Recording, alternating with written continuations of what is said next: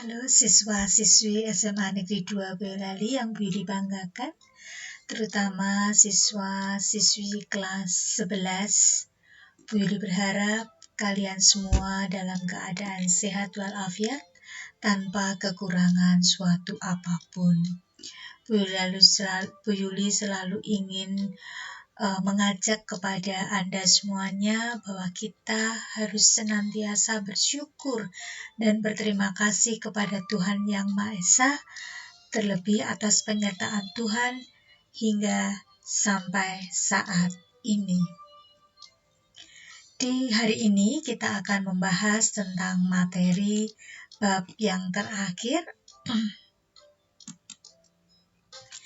tentang memperkukuh persatuan dan kesatuan bangsa dalam NKRI. Kita diharapkan mencapai kompetensi dasar 3.6, mengidentifikasikan faktor-faktor pendorong dan penghambat persatuan dan kesatuan dalam NKRI. Materi dari kompetensi dasar 3.6 ini, yang pertama makna persatuan dan kesatuan. Yang kedua, kehidupan bernegara dalam konsep NKRI. Yang ketiga adalah faktor pendorong dan penghambat persatuan dan kesatuan. Yang terakhir adalah perilaku yang menunjukkan sikap menjaga keutuhan NKRI. Kita bahas terlebih dahulu tentang makna persatuan. Gabungan, ikatan, kumpulan dari berbagai bagian menjadi satu kesatuan yang utuh. Atau dengan kata lain, persatuan itu berkonotasi disatukannya bermacam-macam corak yang beragam ke dalam suatu kebulatan yang utuh. Persatuan bangsa itu mengandung pengertian persatuan bangsa Indonesia yang menghuni wilayah Nusantara.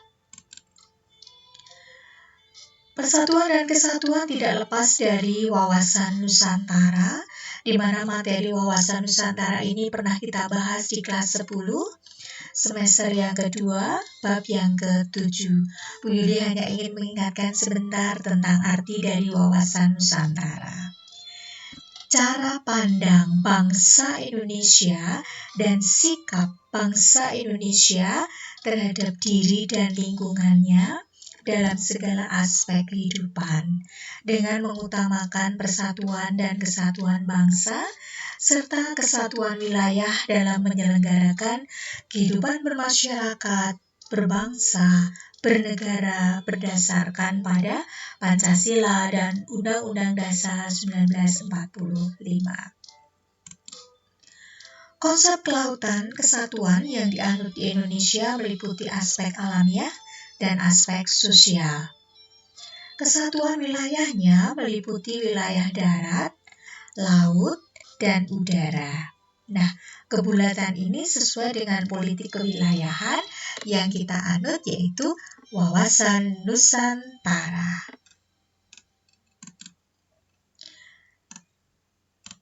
Berdasarkan konsep wawasan Nusantara, negara kita memiliki karakteristik antara lain seperti ini. Yang pertama, negara kepulauan yang pengertiannya adalah suatu wilayah lautan yang ditaburi pulau-pulau, ya.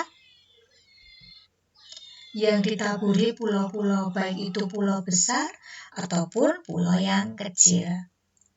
Nah, konsep utamanya adalah manunggalnya wilayah laut, darat, dengan wilayah udara. Yang ketiga, laut atau perairan itu merupakan wilayah yang pokok, bukan merupakan pelengkap. Laut merupakan bagian yang tidak terpisahkan dari daratan. Jadi laut itu bukan pemisah antara daratan atau pulau, tetapi laut itu merupakan penghubung antara pulau yang satu dengan pulau yang lainnya. Perwujudan konsep kesatuan bangsa dalam aspek sosial ini diwujudkan dalam berbagai aspek kehidupan, yaitu perwujudan kehidupan Kepulauan Nusantara sebagai satu kesatuan politik, perwujudan Kepulauan Nusantara sebagai satu kesatuan ekonomi, perwujudan Kepulauan Nusantara sebagai satu kesatuan sosial budaya, dan yang keempat, perwujudan Kepulauan Nusantara sebagai satu kesatuan pertahanan dan keamanan. Nah, untuk makna yang terkandung di dalam perwujudan konsep kesatuan bangsa ini dari aspek sosial, silakan Anda baca dalam buku LKS Anda halaman 56 ya, untuk memperdalam. Jadi jangan malas membaca. Harus terus membaca. Kemudian kita lanjutkan. Substansi yang ada di dalam persatuan dan kesatuan. Anda tahu substansi itu adalah isi. Ya, isi dalam persatuan dan kesatuan itu ada 3 hal. Yang pertama adalah integrasi nasional. Proses penyesuaian di antara unsur-unsur yang saling berbeda yang ada dalam kehidupan sehingga mengakibatkan keserasian dalam kehidupan masyarakat. Kemudian nasionalisme, faham yang menganggap bahwa kesetiaan tertinggi atas setiap pribadi itu harus diserahkan kepada negara. Yang ketiga adalah patriotisme. Nah, patriotisme di sini merupakan salah satu unsur nasionalisme. Patriotisme merupakan sikap mau mengorbankan segala-galanya untuk kejayaan tanah air, bangsa, dan juga negara. Sekarang kita bahas prinsip persatuan dan kesatuan, itu ada 5 prinsip. Prinsip yang pertama kita sebut sebagai prinsip Bhinneka Tunggal Ika. Prinsip ini mengharuskan kita mengakui bahwa bangsa Indonesia itu adalah bangsa yang bhinneka, bangsa yang pluralisme, bangsa yang majemuk atau bangsa yang heterogenitas. Perbedaan yang ada itu harus dapat kita satukan. Bhinneka, beraneka, berbeda-beda tetapi tetap satu jua. Yang kedua, prinsip nasionalisme Indonesia. Nasionalisme tidak berarti bahwa kita merasa lebih unggul daripada negara lain. Kalau kita merasa lebih unggul dari negara lain, berarti di sini nasionalisme dalam arti yang sempit yang kita sebut sebagai chauvinisme. Tetapi yang kita gunakan di sini adalah nasionalisme Pancasila. Itu untuk prinsip yang kedua. Sekarang prinsip yang ketiga. Prinsip kebebasan yang bertanggung jawab. Memiliki kebebasan dan tanggung jawab tertentu terhadap dirinya, terhadap sesamanya, dan juga dalam hubungannya dengan Tuhan yang Maha Esa. Prinsip yang ketiga. Sekarang yang keempat. Prinsip wawasan Nusantara. Menempatkan kedudukan manusia Indonesia dalam rangka kesatuan politik, sosial, ekonomi, dan pertahanan keamanan. 5. Prinsip persatuan pembangunan untuk mewujudkan cita-cita reformasi. Dengan semangat persatuan, kita harus dapat mengisi kemerdekaan serta melanjutkan pembangunan menuju masyarakat adil, dan makmur. Ini kan sudah tertuang di dalam rumusan tujuan nasional dalam pembukaan UUD 45 alinea yang keempat. Silakan dibuka lagi. Persatuan dan kesatuan dari masa ke masa juga kita bagi menjadi 4 tahap. Yang pertama, Sumpah Pemuda. Kebulatan tekad untuk mewujudkan persatuan Indonesia yang tercermin dalam Ikrar Sumpah Pemuda pada tanggal 28 Oktober 1928. Lalu Kebangkitan Nasional.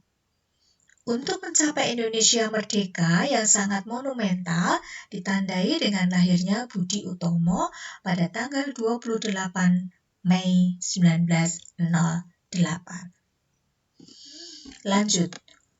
Proklamasi Kemerdekaan merupakan titik puncak, titik kulminasi perjuangan bangsa Indonesia pada tanggal 17 Agustus 1945.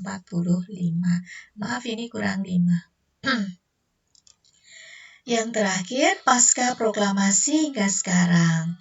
Semangat proklamasi jangan sampai luntur, harus kita pupuk terus-menerus ya. Sampai sekarang itu harus terus kita tingkatkan semangat proklamasi.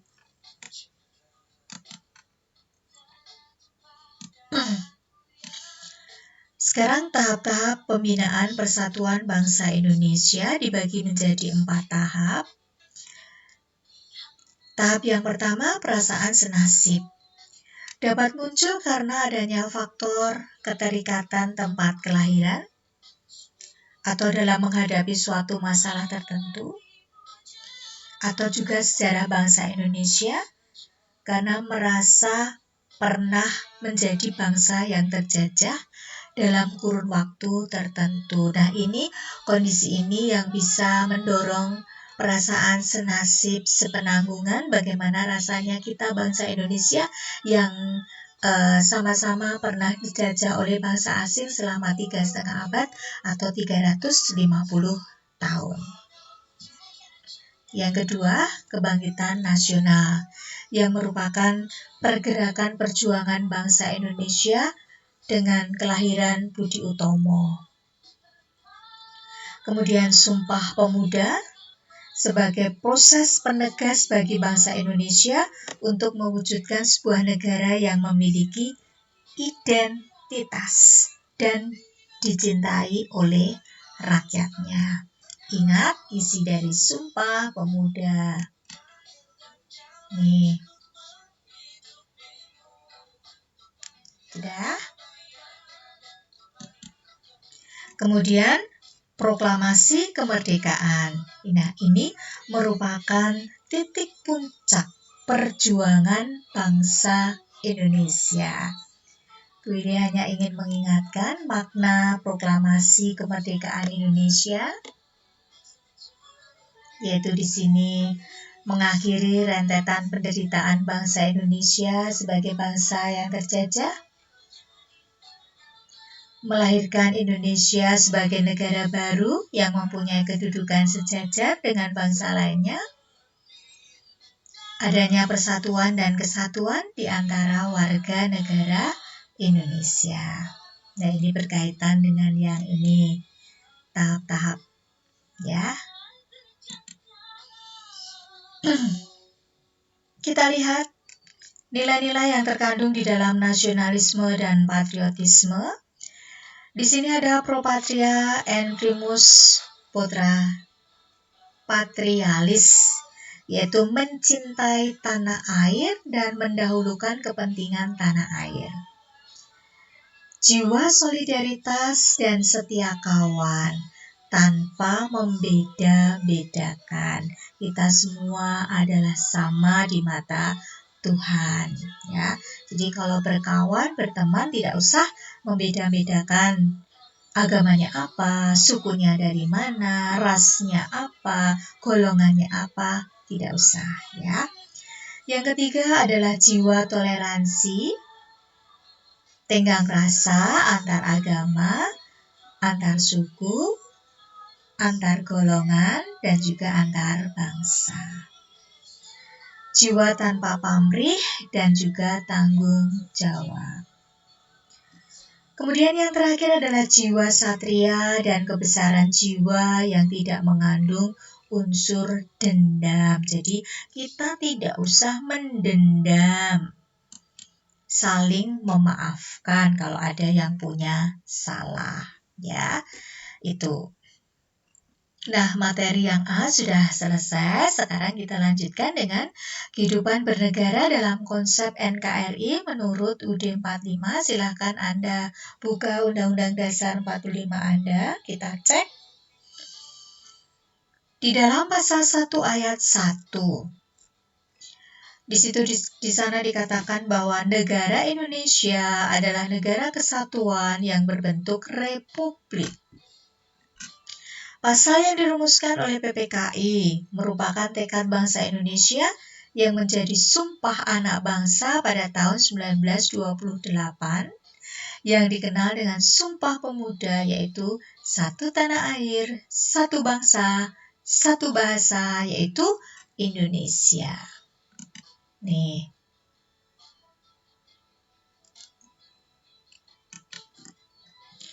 Kemudian yang dirumuskan di dalam pasal 18 ayat 1, pasal 18b ayat 2, pasal 25a, dan juga pasal 37 ayat 5 Undang-Undang Dasar Negara Indonesia tahun 1945.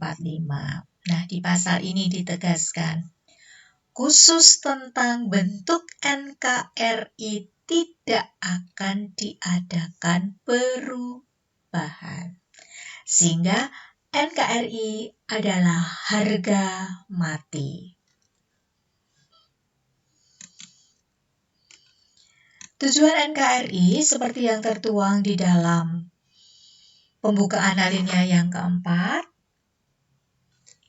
melindungi segenap bangsa Indonesia dan seluruh tumpah darah Indonesia, memajukan kesejahteraan umum, mencerdaskan kehidupan bangsa, ikut melaksanakan ketertiban dunia yang berdasarkan kemerdekaan, perdamaian abadi, dan keadilan sosial.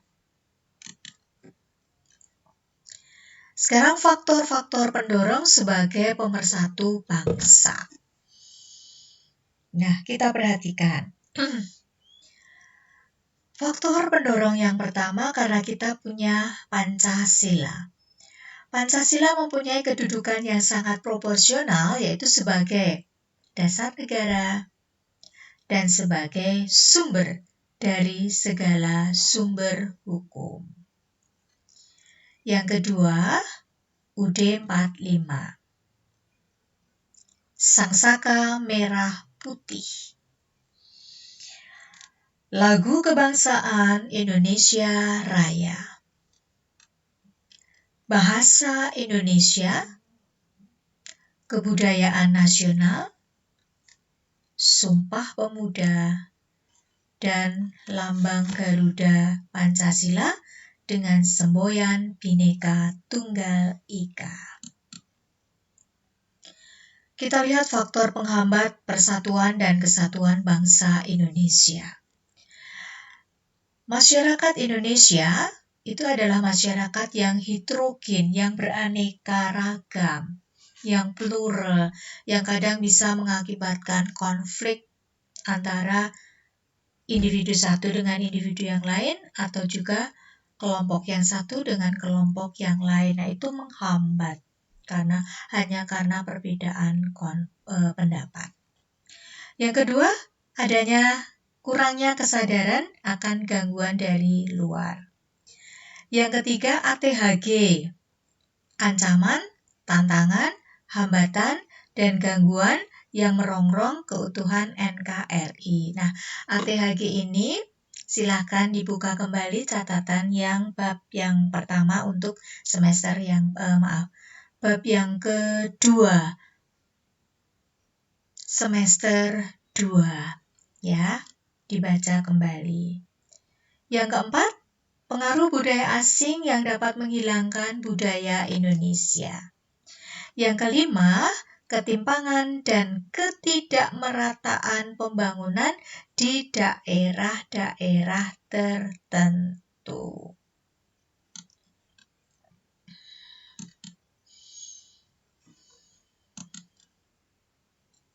Nah, sekarang untuk materi yang terakhir yaitu perilaku yang menunjukkan sikap untuk menjaga keutuhan NKRI. Yang pertama, mengamalkan nilai-nilai Pancasila. Maka bangsa Indonesia akan selalu bersatu padu dan terhindar dari berbagai pertentangan dan juga perselisihan. Jadi yang penting adalah pengamalan dari nilai-nilai Pancasila. Menampilkan sikap rukun melalui perilaku yang saling menghormati dan menyayangi dengan anggota keluarga yang lain. Menampilkan sikap dan perilaku saling menolong, saling berbagi dengan teman, menghargai dan menghormati pendapat teman. Tidak membeda-bedakan teman, menghormati guru, dan sebagainya. Nah, sekarang kita simpulkan materi KD 3.6. Persatuan dan kesatuan merupakan komponen penting dalam kehidupan berbangsa dan bernegara. Dengan bersatu, maka potensi terjadinya ancaman konflik dapat diatasi oleh suatu negara dengan baik. Pembelajaran tentang komitmen terhadap persatuan dan kesatuan bangsa memberikan pengetahuan kepada kita, keterampilan, sikap untuk melaksanakan nilai-nilai dan juga prinsip-prinsip yang terdapat dalam makna setiap bentuk konsep persatuan dan kesatuan. Nah, sekarang untuk mengetahui apakah Anda sudah jelas atau belum, Bu Yuli ingin melihat kemampuan Anda. Tolong Anda masuk ke Google Classroom dan silahkan dijawab pertanyaan yang tertera di sana. Semua siswa harus masuk ke Google Classroom, absen terlebih dahulu, kemudian Anda kerjakan dan Anda kirim. Dan nanti akan Bu Yuli koreksi.